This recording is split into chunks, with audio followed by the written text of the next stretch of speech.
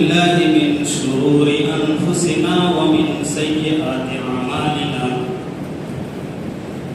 من يهده الله فلا مضل له ومن يضلل فلا هادي له وأشهد أن لا إله إلا الله وحده لا شريك له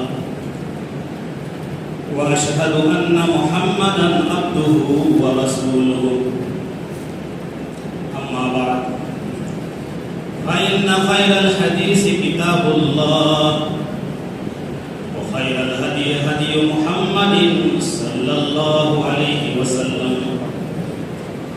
وشر الأمور محدثاتها وكل محدثة بدعة وكل بدعة ضلالة وكل ضلالة في النار. فقد قال الله تبارك وتعالى في كلامه المجيد: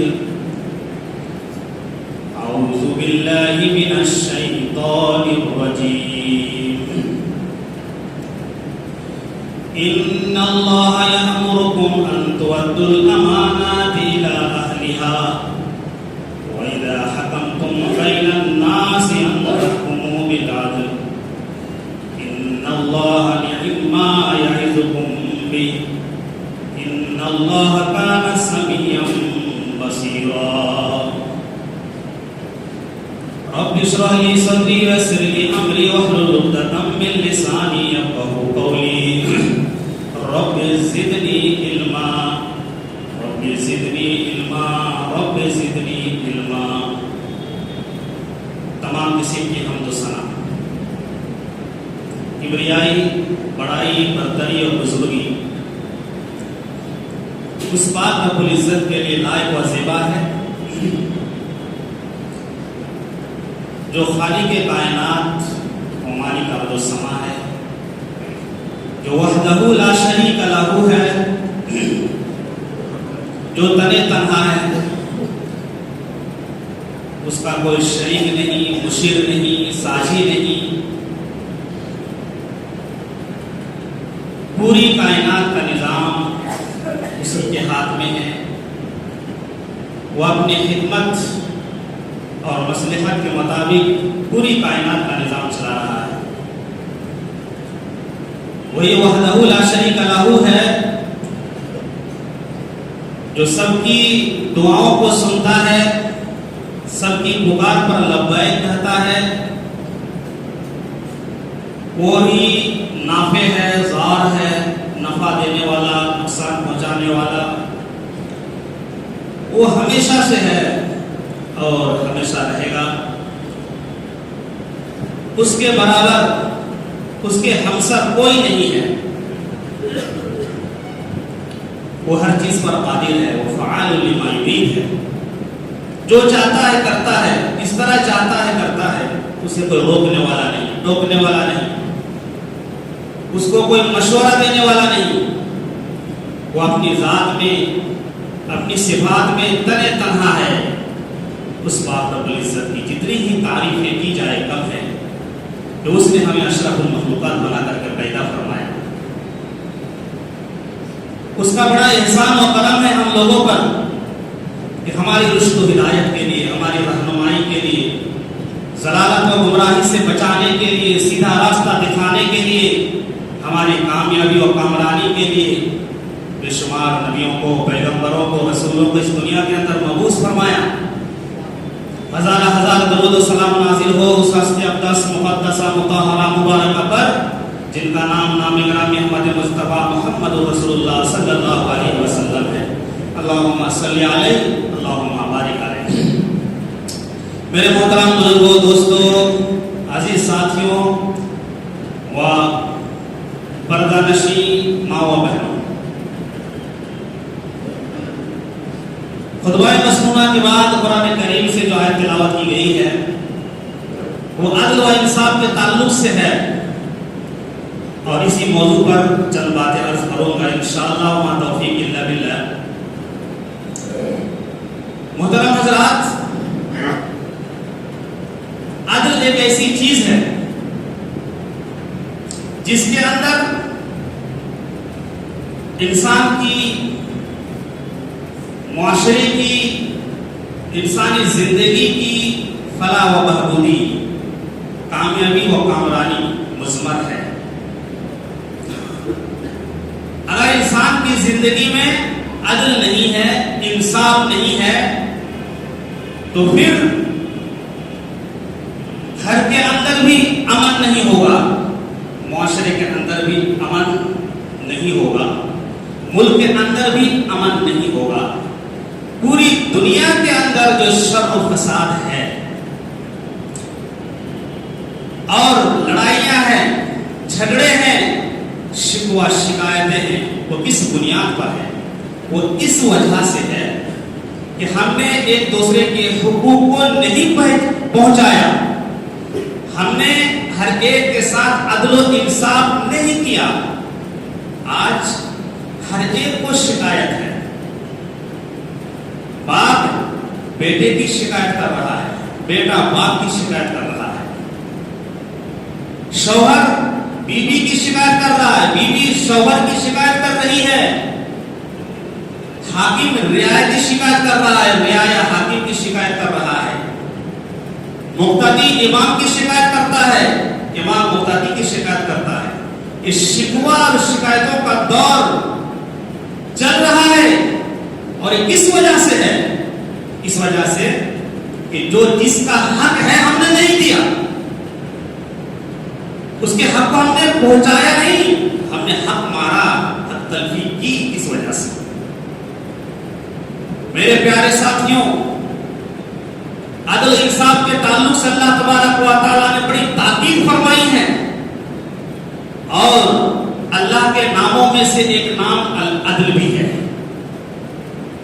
اللہ انصاف کرتا ہے. آپ دنیا میں انصاف کرے یا نہ کرے, لیکن اللہ انصاف کرتا ہے, عدل کرتا ہے, اور مکمل طریقے سے کما حقہ. انسان اس دنیا کے اندر عدل نہیں کر سکتا. اسی لیے اللہ تبارک و تعالیٰ نے ایک وقت, ایک دن مقرر کر رکھا ہے, اور وہ کون سا دن ہے؟ وہ قیامت کا دن ہے, مالک یوم الدین. وہ بدلے کا دن ہے, انصاف کا دن ہے, عدل کا دن ہے. اچھا, اس دنیا کے اندر بھی عدل ہوتا ہے, عدالتیں موجود ہیں, ججز موجود ہیں, وکلا موجود ہیں, آپ اپنے معاملات کو لے کر کے جاتے ہیں, انصاف ہوتا ہے, لیکن کیا وہ انصاف مکمل ہے؟ ایک آدمی کو قتل کیا, اس کے بدلے میں اس کو قتل کر دیا جائے گا, یہ تو بات سمجھ میں آتی ہے کہ یہ انصاف ہوا. ہم نے کسی کو قتل کیا, اس نے میرے کو قتل کر دیا, بدلہ ہو گیا. لیکن اگر کسی نے 2 آدمیوں کو قتل کیا, کسی نے 3 آدمیوں کو قتل کیا, 10 آدمی قتل کر دیے, تو اس آدمی کو 10 آدمی کے بدلے میں 10 مرتبہ قتل کیا جائے گا, ایک ہی مرتبہ قتل کیا جائے گا. تو انصاف کہاں ہوا؟ اس نے 10 آدمیوں کو قتل کیا, اور اس کے بدلے میں ایک آدمی قتل کیا جا رہا ہے. یہ دنیا کا انصاف ہے, لیکن یہ انصاف نہیں ہے. کل قیامت کے دن جس نے جتنا گناہ کیا ہے, اس گناہ کے بقدر اس کو سزا ملے گی, وہ ہے انصاف کا دن. میرے پیارے ساتھیوں, آپ اچھے نمازی ہو سکتے ہیں, اچھے روزے دار ہو سکتے ہیں, اچھے حاجی ہو سکتے ہیں, سب کچھ کر سکتے ہیں, اچھے انسان ہیں, لیکن ضروری نہیں ہے کہ آپ ایک اچھے عادل بھی ہوں, انصاف کرنے والے بھی ہو. کسی نے بھائی کا حق مارا, کسی نے بہن کا حق مارا, کسی نے پڑوسی کا حق مارا, کسی نے غریب کا حق مارا, کسی نے رعایا کا حق مارا, کسی نے ملازم کا حق مارا, کسی نے نوکر چاکر کا حق مارا, کسی نے مزدور کا حق مارا. اس دنیا کے اندر انصاف نہیں ہے, اور انصاف جو کرنے والے ہوتے ہیں, اللہ تبارک و تعالیٰ نے جناب محمد رسول اللہ صلی اللہ علیہ وسلم نے بڑی فضیلتیں ان کے بیان فرمائی ہیں کہ جو عادل ہوگا, انصاف کرنے والا ہوگا, کل قیامت کے دن وہ نور کے منبر پر ہوگا. اللہ کے دائیں طرف نور کے ممبر پر بٹھایا جائے گا. لوگ رش کریں گے یہ کون ہے؟ یہ وہ ہے جو دنیا کے اندر انصاف کیا کرتا تھا, عدل کیا کرتا تھا. یہ منصف آدمی ہے. اور جن 7 آدمیوں کو کل قیامت کے دن اللہ تبارک و تعالی اپنے عرش کے نیچے سایہ عطا فرمائے گا, ان میں سے ایک آدمی وہ بھی ہوگا جو عادل ہوگا, امام العادل.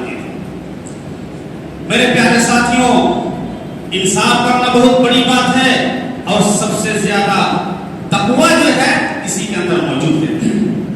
حضرت عمر فاروق رضی اللہ تعالیٰ عنہ کو کس چیز نے ابھارا تھا کہ اونٹ کی رسی پکڑ کر کے کھینچ رہے, پیدل چل رہے ہیں, ان کا غلام سواری پر بیٹھا ہوا ہے. سواری حضرت عمر کھینچ رہے ہیں. بیت المقدس کو فتح کرنے کے لیے جب جا رہے تھے سفر میں باری لگائی تھی, ایک پر وہ سوار ہوتے تھے ایک پر وہ سوار, اور جب وہاں پہنچے دیکھا کہ ان کا غلام بیٹھا ہوا ہے سواری پر. حضرت عمر رضی اللہ تعالیٰ عنہ کھینچ رہے ہیں, پیدل چل رہے ہیں, اپنے غلام کو بیٹھایا. یہ مقام و مرتبہ دیا. یہ تقوی نہیں تو کیا ہے؟ وہ حضرت عمر امیر المومنین جو 22 لاکھ مربع میل پر حکومت کرنے والے, جن کو دیکھ کر شیطان اپنا راستہ تبدیل کر لیا کرتا تھا, جن کی منشا کے مطابق قرآن کریم کی آیت اترا کرتی تھی. اور اللہ کے نبی نے فرمایا تھا میرے بعد اگر کوئی نبی ہوتا تو عمر ہوتے. وہ حضرت عمر رضی اللہ تعالیٰ عنہ اپنے غلام کے ساتھ انصاف کر رہے ہیں. آج لوگوں کے اندر بڑی خواہشات ہیں, لوگ بڑے حریص ہیں عہدہ کے, منصب کے, ذمہ داری لینے کے, لیکن جب انصاف کی بات آتی ہے, ذمہ داری ادا کرنے کی بات آتی ہے, تو پھر اس مسئلے میں ایک بھی نظر نہیں آتا ہے. میرے پیارے ساتھیوں, کل قیامت کے دن اس کے تعلق سے پوچھ ہوگی. اسی لیے اللہ تبارک و تعالیٰ نے ارشاد فرمایا, کیا فرمایا؟ یا ایھا الذین آمنوا کونوا قوامین بالقسط شہداء للہ. یا ایھا الذین آمنوا کونوا قوامین بالقسط شہداء للہ ولو علی انفسکم وبالوالدین والاقربین. کہ ایمان والو, تم اللہ تبارک و تعالیٰ کے لیے انصاف کے ساتھ گواہی دینے والے بن جاؤ, چاہے اپنے ہی خلاف کیوں نہ ہو, اپنے والدین کے خلاف بھی کیوں نہ ہو, اپنے عزیز و اقربا کے خلاف بھی کیوں نہ ہو, عدل و انصاف کے ساتھ اللہ تبارک و تعالیٰ کے لیے گواہی دے دو. جناب محمد رسول اللہ صلی اللہ علیہ وسلم نے فرمایا, اگر کسی کی 2 بیویاں ہیں, ان میں سے ایک بیوی پر زیادہ اس نے دھیان دیا, اس کو زیادہ کھلایا پلایا, کپڑا زیادہ پہنایا, ایک کے ساتھ اس نے انصاف کیا, ایک کے ساتھ ناانصافی کی, تو کل قیامت کے دن اللہ تبارک و تعالیٰ کے سامنے اس حال میں وہ حاضر ہوگا کہ اس کا ایک کندھا جھکا ہوا ہوگا, ایک کندھے پر خالی گرا ہوا ہوگا, جس کو دیکھ کر کے تمام لوگ جان جائیں گے کہ دنیا کے اندر یہ ناانصافی کیا کرتا تھا, اپنی بیویوں کے ساتھ اس نے ناانصافی کی ہے. میرے پیارے ساتھیوں, آپ کو انصاف ہر حال میں کرنا پڑے گا. والدین کے ساتھ بھی جو ان کے حقوق ہیں, آپ ان کے حقوق کو پورا کریں. اللہ تبارک و تعالیٰ کا جو حق ہے اس کا حق آپ پورا کریں.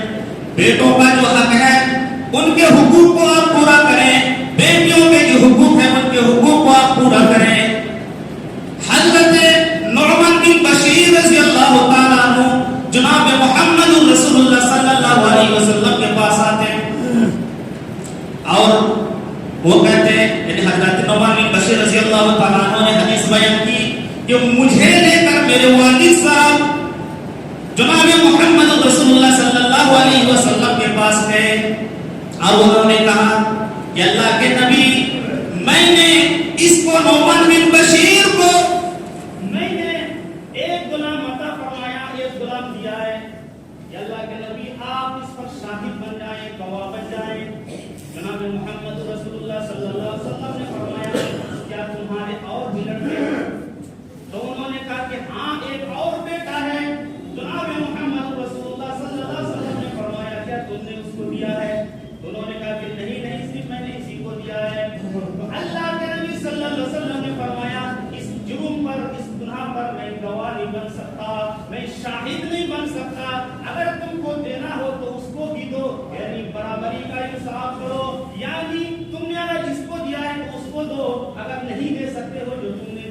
کو بھی واپس لے لو. فرمایا اعدلوا بین اولادکم، اپنے اولاد کے درمیان تم انصاف کیا کرو. کسی کے اگر 2 بیٹے ہیں، ایک بیٹا فرما بردار ہے، دوسرا بیٹا نافرمان ہے. ایک باپ کو ماں کو کھلاتا ہے پلاتا ہے، کمائی کر کے لاتا ہے اس کو دیتا ہے. ایک بیٹا ہے جو نافرمان ہے، ماں باپ کی خدمت نہیں کرتا، کماتا نہیں ہے، وہ نافرمان بیٹا ہے. اس بنیاد پر آپ اگر چاہے کہ جو فرما بردار لڑکا ہے اس کو کچھ زیادہ دے دوں، ایک مکان زیادہ دے دوں، ایک دکان زیادہ دے دوں، کوئی زمین زیادہ دے دوں، کوئی ہدیہ اور گفٹ زیادہ دے دوں، اس کو آپ نہیں دے سکتے، آپ کے لیے حرام ہے. آپ اگر دو گے تو یہ ناانصافی ہوگی، چاہے وہ نافرمانی کیوں نہ ہو، آپ کو برابری کا معاملہ کرنا پڑے گا. بعض لوگ ایسا کرتے ہیں، جو بیٹا قریب تر ہوتا ہے، فرما بردار ہوتا ہے، وصیت کر کے چلا جاتا ہے کہ میرے مرنے کے بعد یہ فلاں دکان یہ میرے بیٹے کے لیے ہے، فلاں چیز میرے بیٹے کے لیے ہے، یہ فلاں چیز میری بیٹی کے لیے ہے. وصیت کرتا ہے. پہلی بات تو اپنوں میں وصیت ہے ہی نہیں. جن کے حصے مقرر ہے شریعت کے اندر، ان کے اندر کوئی وصیت نہیں ہے. اور کوئی اس طرح کر کے جاتا ہے تو پھر وہ وصیت نہیں مانی جائے گی. وہ وراثت بھی برابر تقسیم ہوگی، جو جس کو جتنا ملے گا اتنا ہی ملے گا. میرے پیارے ساتھیوں، تو یہ انصاف ہے، چاہے اولاد کے درمیان ہو یا ماں باپ کے درمیان ہو، پڑوس کے درمیان ہو، کسی کے درمیان ہو، ہر حال میں آپ کو انصاف اور عدل کرنا پڑے گا. میرے پیارے ساتھیوں، جناب محمد رسول اللہ صلی اللہ علیہ وسلم کے زمانے میں بنو مخزوم کی ایک عورت نے چوری کی. اونچے خاندان کی عورت، شریف خاندان کی عورت چوری کی، اس کا ہاتھ کاٹ لیا جائے گا، یہ تو بہت بڑی بات ہے. اب اللہ کے نبی صلی اللہ علیہ وسلم کے سامنے کون بات کرے گا؟ اسامہ بن زید کو بھیجا گیا کہ آپ سفارش کر دیں کہ اس کا ہاتھ نہ کاٹا جائے. وہ حضرت اسامہ بن زید رضی اللہ تعالیٰ عنہ آیا، اللہ کے نبی سے کہا انہیں چھوڑ دیا جائے، سفارش کرنے لگے. اللہ کے نبی صلی اللہ علیہ وسلم کا جو چہرہ ہے وہ چہرہ متغیر ہو گیا، آنکھیں سرخ ہو گئی، چہرے کا رنگ بدل گیا، اور کہا کہ اسامہ بن زید کسی چیز نے بنی اسرائیل کو ہلاک کیا تھا. جب اس کے درمیان جب بڑے لوگ چوری کیا کرتے تھے، جرم کیا کرتے تھے، تو ان کو چھوڑ دیا جاتا تھا، اور غریب لوگ، کمزور لوگ جب جرم کرتے تو ان کو سزا دی جاتی تھی، ان کا ہاتھ کاٹ دیا جاتا تھا. اللہ کے حدود میں تم سفارش کرنے کے لیے آئے ہو. اللہ کی قسم، جس کے قبضے میں میری جان ہے، اگر میری بیٹی فاطمہ اگر چوری کرتی تو فاطمہ کا ہاتھ بھی میں کاٹ دیتا، اس کا بھی ہاتھ میں کاٹ دیتا. اس میں کوئی تعامل نہیں کرتا. سزا سب کے لیے ہے، انصاف سب کے لیے ہے، عدل سب کے لیے ہے، اس کے اندر کوئی تفریق نہیں. میرے پیارے ساتھی، چاہے وہ دشمن ہو، دوست ہو، اپنا ہو، غیر ہو، مسلمان ہو، غیر مسلم، جو بھی انصاف کے معاملے میں آپ کو عدل کرنا پڑے گا. عدل انصاف کے ساتھ غیر کی حکومت، کافر کی حکومت، مشرک کی حکومت قائم ہو سکتی ہے، رہ سکتی ہے، چل سکتی ہے، لیکن بے انصافی کے ساتھ، ظلم کے ساتھ مسلمانوں کی حکومت قائم نہیں رہ سکتی. اس کی حکومت ختم ہو جائے گی. اللہ تبارک و تعالیٰ کے آئین یہ اتنا بڑا معاملہ ہے. اللہ تبارک و تعالیٰ ارشاد فرماتا ہے، یا ایھا الذین آمنوا کونوا قوامین للہ شہداء بالقسط ولا یجرمنکم شنآن قوم علی الا تعدلوا اعدلوا هو اقرب للتقوی. اے ایمان والو، اللہ تبارک و تعالیٰ کے لیے انصاف کے ساتھ گواہی دینے والے بن جاؤ، اور کسی قوم کی دشمنی تمہیں اس بات پر آمادہ نہ کرے کہ تم ان کے ساتھ انصاف نہ کرو. اعدلوا، کہ تم انصاف کرو، تم انصاف کرو گے تو تمہارے اندر تقوی پیدا ہوگا، پرہیزگاری پیدا ہوگی. تقوی کے قریب بات یہ ہے کہ تم ان کے ساتھ انصاف کرو.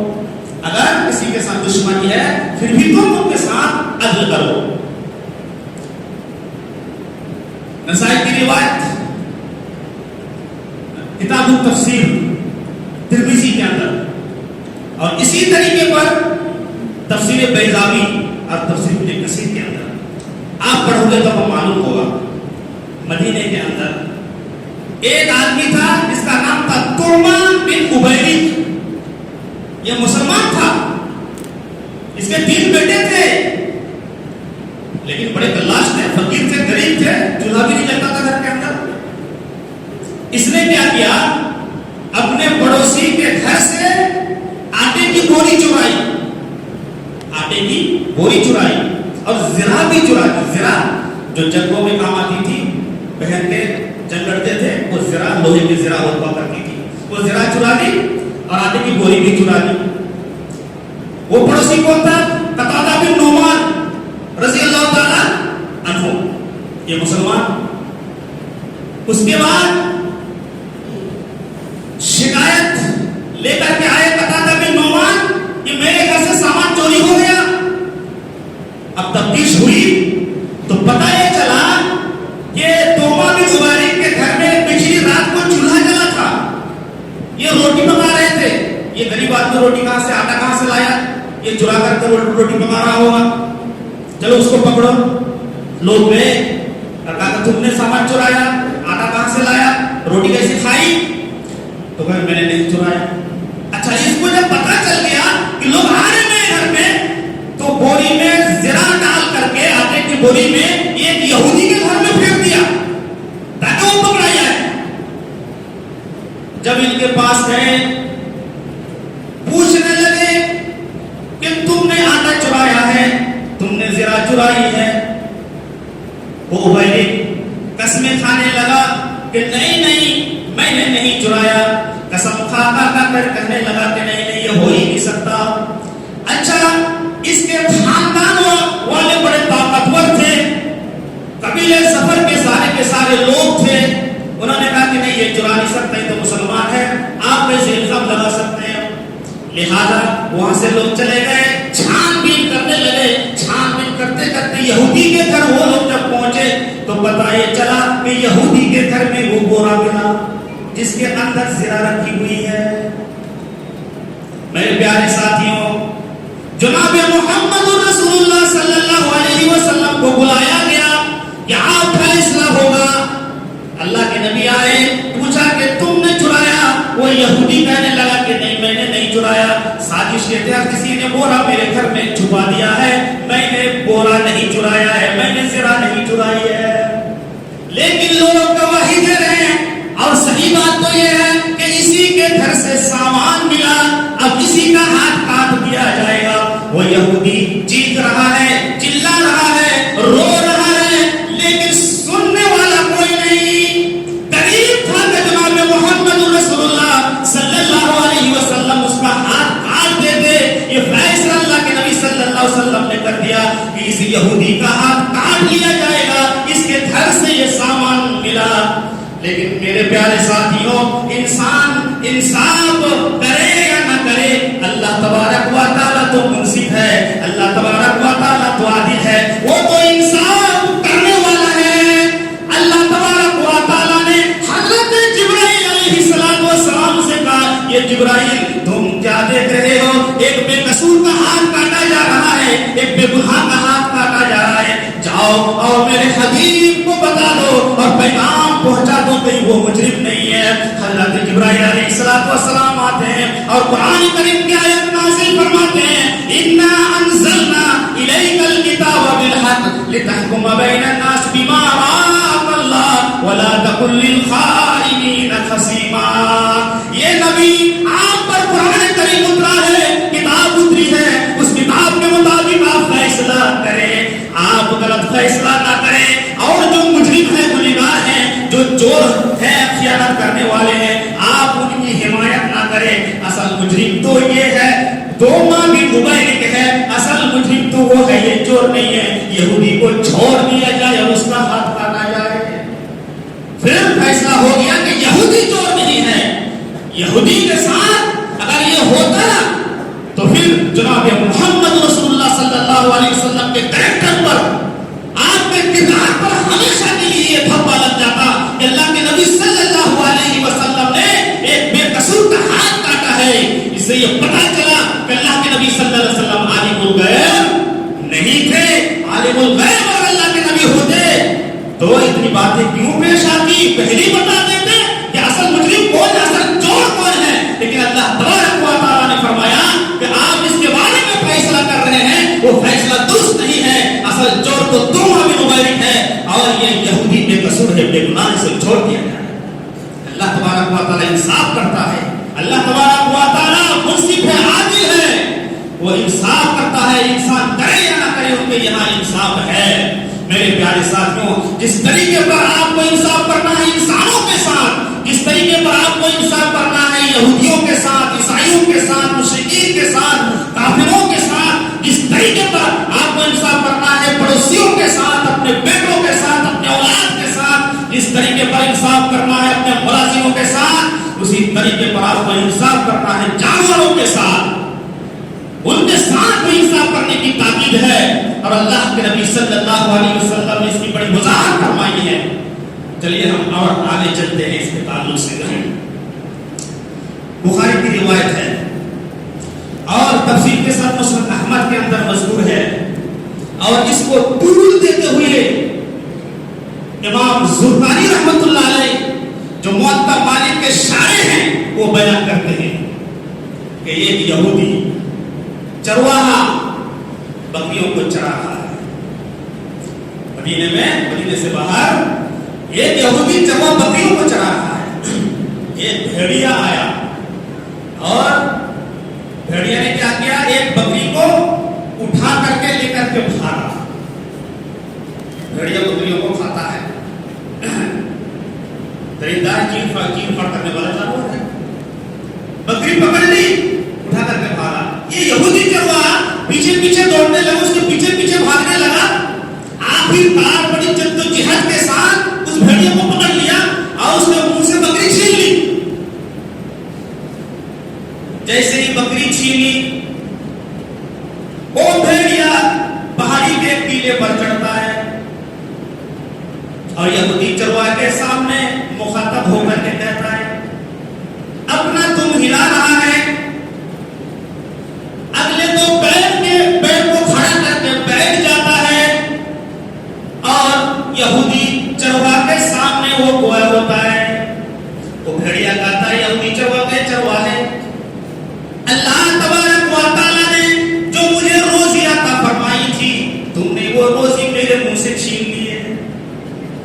اللہ تبارک و تعالیٰ نے یہ روزی مجھے دی تھی، یہ میرا حق تھا، تم نے میرا حق چھین لیا. تم کون ہوتے ہو میرا حق چھیننے والے؟ اس وقت تم کیا کرو گے؟ آج تو تم نے میرے منہ سے بکری چھین لی، روزی چھین لی، اس وقت تم کیا کرو گے؟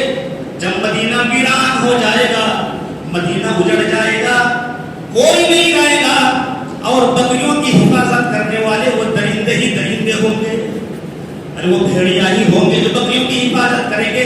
اس وقت ہم سے تم کیسے اپنے بکریوں کو بچاؤ گے؟ آج تو تم نے چھین لیا، اس وقت کیسے چھین پاؤ گے؟ بڑا تعجب ہوا، بڑا تعجب ہوا کہ یہ بھیڑیا بات کر رہا ہے انسان کی طرح. بھیڑیا کہنے لگا، اس سے بھی بڑی تعجب والی بات تمہیں نہ بتاؤں کیا؟ یہ بکری کے چرواہے تم یہاں کیا کر رہے ہو؟ جاؤ مدینے کے اندر جاؤ. مدینے کے اندر ایک محمد نام کا آدمی پیدا ہوا ہے، بڑھا ہوا ہے، جو گزرے ہوئے زمانہ کی خبریں بتاتا ہے. مدینے کے اندر ایک نبی بڑھا ہوا ہے جو گزرے ہوئے زمانہ کی خبریں بتلا رہا ہے. جاؤ تم ان سے ملو. یہ کیا بکریاں چرا رہو یہاں پر؟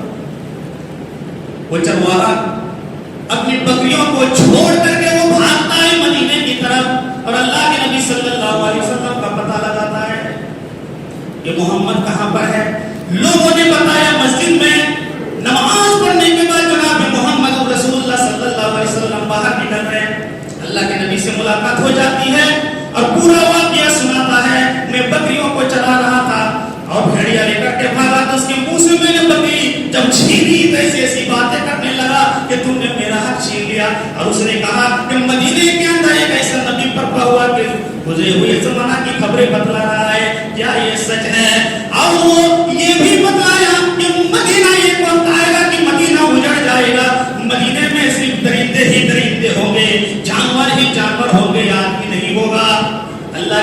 صلی اللہ علیہ وسلم نے اسی یہودی کی بات سنی اور کہا اللہ کی قسم جس کے قبضے میں میری جان ہے، بھیڑیے نے جو کہا ہے میں اس پر ایمان لاتا ہوں. اور اس کے ساتھ ساتھ حضرت ابو بکر بھی ایمان لاتے ہیں، حضرت عمر بھی ایمان لاتے ہیں. جو بھیڑیے نے کہا وہ بالکل صحیح کہا ہے، اس بات پر میں ایمان لاتا ہوں. اے بکری کے چرواہے، ایک وقت ایسا آ جائے گا اور قیامت اس وقت تک قائم نہ ہوگی جب تک کہ مدینہ اجڑ نہ جائے اور مدینے کے اندر درندے ہی درندے ہوں گے، مدینے کے اندر کتے بھی گھس آئیں گے، مدینے کے اندر درندے بھی آئیں گے، یہاں تک کہ مسجد کے ستون پر کتا پیشاب بھی کرے گا، یہاں تک کہ مسجد کے ممبر پر وہ درندے پیشاب بھی کریں گے، کوئی کہنے سننے والا نہیں ہوگا، اس وقت تک قائم نہ ہوگی. یہاں تک کہ انسان کی چھڑی بات کرے گی، یہاں تک کہ جانور بھی بات کرے گا، یہاں تک کہ انسان کے جوتے کا تسمہ بھی بات کرے گا، یہاں تک کہ انسان کی ران گواہی دے گی اور بات کرے گی کہ اس کی غیر موجودگی میں اس کی بیوی نے گھر کے اندر کیا کیا ہے، اس کے بچوں نے کیا کیا ہے، اس کی بیوی نے کیا خیانت کی ہے. انسان کی رات بولے گی. اس وقت تک قیامت نہ ہوگی جب تک یہ معاملہ پیش نہ آ جائے. یہ بات سن کر کے حقیقت جب واضح ہو جاتی ہے تو بکری کا چرواہا وہ ایمان لاتا ہے اور پڑھتا ہے اشہد ان لا الہ الا اللہ واشہد ان محمدا عبدہ ورسولہ. اللہ کے نبی صلی اللہ علیہ وسلم کی بات سن کر کے وہ مسلمان ہو جاتا ہے. اس کے بعد کہتا ہے کہ اللہ کے نبی اب بکریوں کا کیا حال ہوگا؟ بکریاں تو وہاں پر ہے، وہاں تو بھیڑیا ہے، وہ کھا لیا ہوگا، چیٹ پھاڑ دیا ہوگا. اللہ کے نبی صلی اللہ علیہ وسلم نے فرمایا جاؤ تم اپنی بکریوں کو صحیح سلامت پاؤ گے. وہ بکری کا چرواہا جاتا ہے اسی جگہ پر جا کر کے کیا دیکھ رہا ہے، ان میں سے ایک بھی بکری غائب نہ ہوئی اور جو بھیڑیا بات کر رہا تھا وہی بھیڑیا ان بکریوں کی حفاظت کر رہا ہے، وہی بھیڑیا بکریوں کی رکھوالی کر رہا ہے. وہاں جا کر کے اس نے ایک بکری ذبح کی اور ذبح کرنے کے بعد اس بھیڑیا کو دے دیا اور اس بھیڑیا نے کھا لیا اور چل دیا. اس نے کہا کہ اللہ تبارک و تعالیٰ نے جو تمہارے لیے مقدر کیا تھا، جو تم کو حق دیا تھا، جو تم کو روزی دی تھی، لو یہ تمہاری روزی ہے، تمہارا حق میں نے تم کو ادا کر دیا. وہ بھیڑیا بکری کھا کر کے وہ چلا جاتا ہے. میرے پیارے ساتھیوں، جو جس کا حق ہے اس کو دیجیے. اللہ نے جو متعین کر دیا ہے آپ اس کا حق چھین نہیں سکتے ہیں. یہ اللہ کا عدل ہے، اللہ کا انصاف ہے. میرے پیارے ساتھیوں، اگر آپ حق نہیں دیں گے تو شر ہوگا، فتنہ برپا ہوگا. میرے پیارے ساتھیوں، معاشرے کے اندر بدامنی ہوگی. اس بدامنی کے ذمہ دار عوام ہیں، ہم ہیں، آپ ہیں. اسی لیے میں کہتا ہوں آپ ایک اچھے انسان ہو سکتے ہیں، آپ نمازی ہو سکتے ہیں، پرہیزگار ہو سکتے ہیں، لیکن کوئی ضروری نہیں ہے کہ اس کے ساتھ ساتھ آپ عادل بھی ہوں، اس کے ساتھ ساتھ اپنے بھائیوں کے حقوق بھی پورے کیے ہوں، اور اس کے ساتھ ساتھ اپنی بہنوں کے حقوق بھی پورے کیے ہوں، اپنے پڑوسی کے حقوق بھی پورے کیے ہوں. کوئی ضروری نہیں ہے میرے پیارے ساتھیوں. جمعہ کے دن نہا دھول کر کے، خوشبو لگا کر کے، تیل صابن لگا کر کے، اچھے کپڑا پہن کر کے، لمبی ٹوپی لگا کر کے اور سعودی والا رومال اوڑھ کر کے راستے سے جا رہا، مسجد میں جا رہا. کہاں جا رہا؟ آج جمعہ ہے، بڑی فضیلت والا دن ہے. آگے پہلی صف میں بیٹھیں گے، پتہ ہی چلا کہ اپنی بہنوں کے حق اور اپنے بھائیوں کے حق مار کر کے پہلی صف میں آ کر تو بیٹھا ہوا ہے. سر کے اوپر سعودی والا رومال، لال رومال ڈالا ہوا ہے. میرے پیارے ساتھی، اللہ کا یہ معیار نہیں ہے. آپ کو حق پہنچانا پڑے گا، حق دینا پڑے گا. تو میں کہہ رہا تھا جس کا جو حق ہے آپ دیجیے، اس کے ساتھ انصاف کیجیے. انصاف سے ہی آپ کا تقویٰ بڑھ سکتا ہے، آپ کی عبادتیں قبول ہو سکتی ہے. آپ حق تلفی کریں گے، آپ بے انصافی کریں گے تو آپ کی عبادتیں ضائع ہو سکتی ہے. مدینے میں حسن ہے، حسین ہے رضی اللہ تعالی عنہ. کون ہے؟ جناب محمد رسول اللہ صلی اللہ علیہ وسلم کے نواسے ہیں. حضرت حسن رضی اللہ تعالی عنہ کا پہلے انتقال ہو جاتا ہے. مدینے کے اندر حضرت حسن کا انتقال ہوا، ہو گیا انتقال.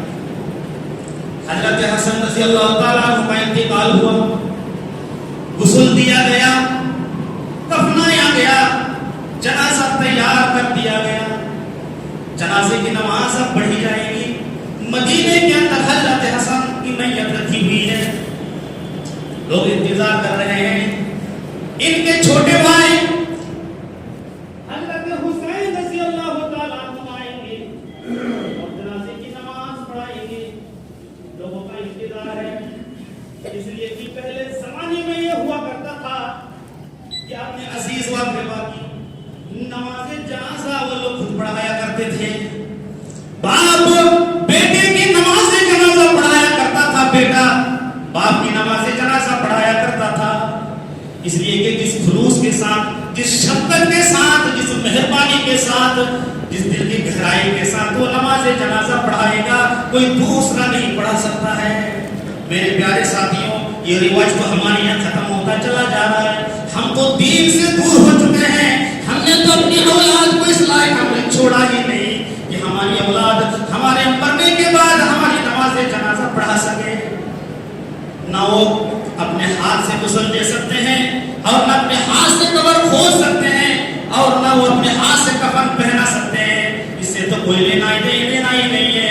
آج ہم محتاج ہو گئے دوسروں کے کہ ہماری نماز جنازہ کوئی دوسرا آدمی پڑھائے، کوئی امام پڑھائے گا، کوئی مولوی پڑھائے گا، لیکن ہم نے اپنی اولاد کو اس طرح بنایا نہیں، اس قابل بنایا ہی نہیں کہ وہ اپنے عزیز و اقارب کی نماز جنازہ وہ خود پڑھا سکے۔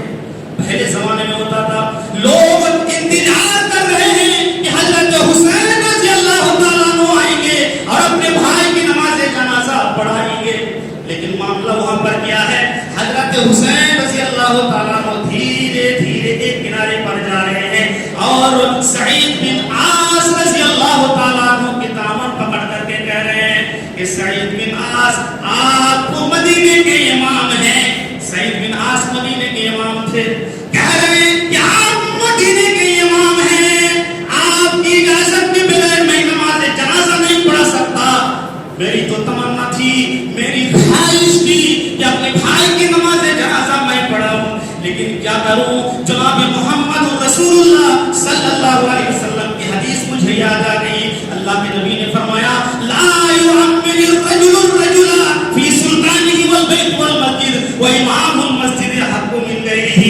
اللہ کے نبی صلی اللہ علیہ وسلم نے فرمایا، اپنے گھر میں انسان زیادہ حقدار ہے جو اپنے گھر میں وہ امامت کرائے، اور مسجد کا جو امام ہے وہ سب سے زیادہ حقدار ہے جو اپنے مسجد کی امامت کو خود کرائے۔ ان کی اجازت کے بغیر کوئی نماز نہیں پڑھا سکتا، ان کی اجازت کے بغیر کوئی خطبہ نہیں سکتا۔ جناب محمد رسول اللہ صلی اللہ علیہ وسلم کی حدیث شاہد ہے اور میں اپنی آنکھوں سے دیکھ رہا ہوں، میرے دل کے اندر یہ عقیدہ بیٹھا ہوا ہے، یہ سعید بن عاص، میں نماز جنازہ اپنے بھائی کی میں نہیں پڑھاؤں گا، چلیے آپ میرے بھائی کی نماز جنازہ پڑھائیں۔ سعید بن عاص رضی اللہ تعالیٰ عنہ نے حسن رضی اللہ تعالیٰ عنہ کی نماز جنازہ پڑھائی۔ آپ حقدار ہیں، مسجد کے حقدار ہیں، آپ کا حق میں نہیں چھینوں گا۔ میرے پیارے ساتھیوں، اب اس تناظر میں آپ دیکھیے ہم کہاں پہنچے ہوئے ہیں۔ ہمارے یہاں تو الٹی گنگا بہ رہی ہے، امام سے اجازت کون لیتا ہے؟ امام خود اجازت لیتا ہے دوسروں سے، ان کو اجازت لینے کی ضرورت ہے، لیکن امام سے اجازت لینے کی ضرورت نہیں ہے۔ میرے پیارے ساتھیوں، اس بات سے ثابت ہو گیا حضرت حسن حضرت حسین رضی اللہ تعالیٰ عنہما کے واقعے سے اور جناب محمد رسول اللہ صلی اللہ علیہ وسلم کی حدیث سے کہ امام کی اجازت کے بغیر کوئی آدمی نہ نماز پڑھا سکتا ہے، نہ خطبہ دے سکتا ہے، نہ اعلان کر سکتا ہے، چاہے وہ بڑے عالم ہو، فاضل ہو، متقی ہو، پرہیزگار ہو، باہر کے ہو، مہمان کے ہو، اگر وہ خوش نہیں ہے، اجازت نہیں ہے تو اس طرح نہیں کر سکتے ہیں، لیکن ہم اس کو مانیں گے نہیں۔ یہ شریعت ہے اور شریعت کی بات ہم نے بتلا دی ہے، اسلام کی بات ہم نے بتلا دی ہے، لیکن ہم نے اسلام کو، شریعت کو اپنے مرضی کے اوپر ہم نے ڈھالنا ہے اور اپنی مرضی کے مطابق شریعت کو ہم چلا رہے ہیں۔ پیارے ساتھیوں، تو کہنے کا مطلب یہ ہے جو جس کا حق ہے آپ دیجیے، اس کا حق آپ چھین نہیں سکتے ہیں۔ اس لیے انہوں نے کہا، حضرت حسین رضی اللہ تعالیٰ نے کہا کہ احق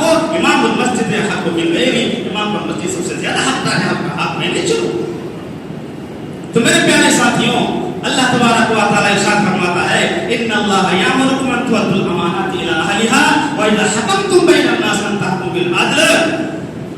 آپ جو ہے دوسرے کے حقوق کو پہنچا دیجیے, حق والے کو پہنچا دیجیے, امانت کو پہنچا دیجیے. جب بھی آپ لوگوں کے درمیان فیصلہ کریں, انصاف کریں, تو عدل کے ساتھ انصاف کریں, حق کے ساتھ انصاف کریں. کسی کا حق آپ نہ چھینیں, کسی پر ظلم نہ کریں, کسی پر ناانصافی نہ کریں. تو کہنے کا مطلب یہ ہے جو جس کا حق اس کو دینا چاہیے. اگر حق کو ہم نہیں پہچانیں گے, حقوق ہم ادا نہیں کریں گے, تو ہم سچے پکے مسلمان نہیں ہو سکتے. اللہ تبارک و تعالیٰ سے دعا ہے کہ الہ العالمین ہمیں کہنے سننے سے زیادہ عمل کرنے کی توفیق عطا فرما. یا الہ العالمین حق سچ کے ساتھ زندگی گزارنے کی توفیق عطا فرما. یا الہ العالمین ہماری جو پریشانی ہے اللہ ان پریشانیوں کو دور فرما دے. یا الہ العالمین قرآن و سنت کو سمجھنے اور اس پر عمل کرنے کی توفیق عطا فرما. یا الہ العالمین جو پریشان حال ہیں اللہ ان کی پریشانیوں کو دور فرما. یا الہ العالمین جو کاروبار سے پریشان ہے اللہ ان کی کاروبار میں برکت عطا فرما. جو بیمار ہے انہیں شفا دے.